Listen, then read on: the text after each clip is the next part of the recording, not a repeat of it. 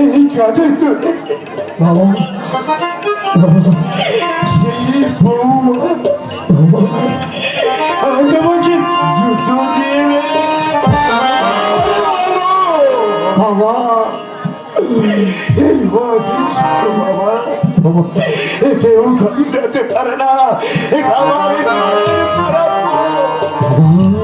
আমি সব পেয়েছি। বলতে পারিস ভালো এই জীবনের সংসারে কজনের ভাগ্যে করে বলতে পারি বাবা বলতে পারি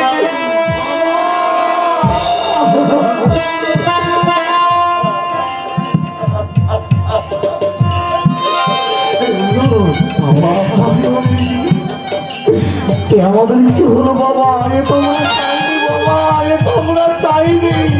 আমরা তো চেয়েছিলাম সুখের সংসার বাবা।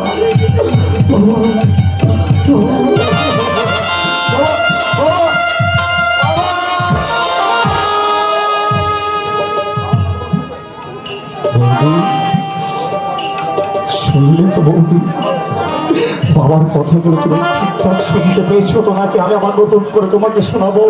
ওই ওই অসুস্থ মানুষটা তোমার কাছ থেকে এত বড় আঘাত পাওয়ার পরেও তোমাকে কিন্তু বিন্দুমাত্র অভিশাপ দেয়নি বৌদি। বৌদি সে তোমার মঙ্গল কামনাই করেছে। এই দু হাত ভরে ঈশ্বরের কাছে তোমার মঙ্গল কামনা করে গেছে বৌদি। বৌদি এত কিছুর পরেও কি তোমার চোখ ফুটবে না?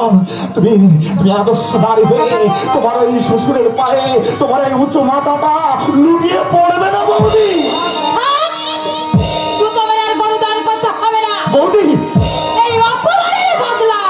আমি যদি না নিতে পারি আমার নাম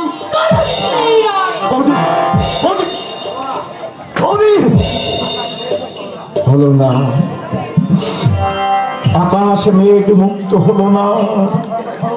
আজ সংসার রঙ্গমঞ্চে আমার আমার বাবা একজন পরাজিত সৈনিক।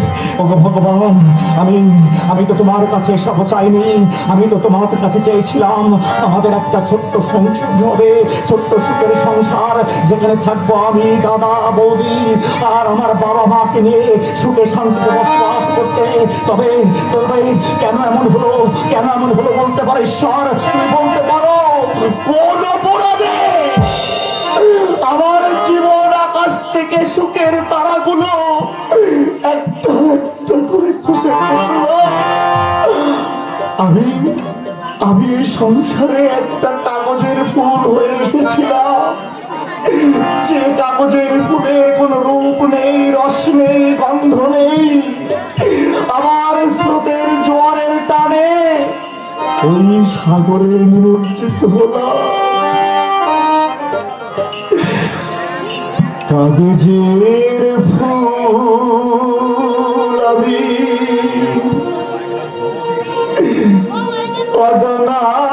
অজানার স্রোতে ভেসে যাব।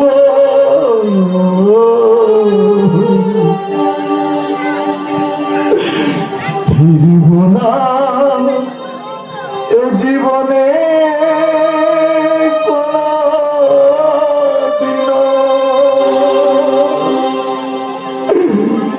কাগজের ফুল আমি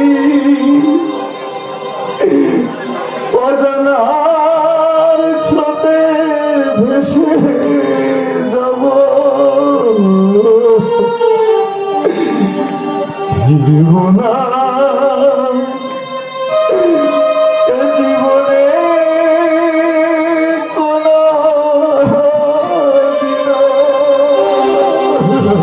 দিন।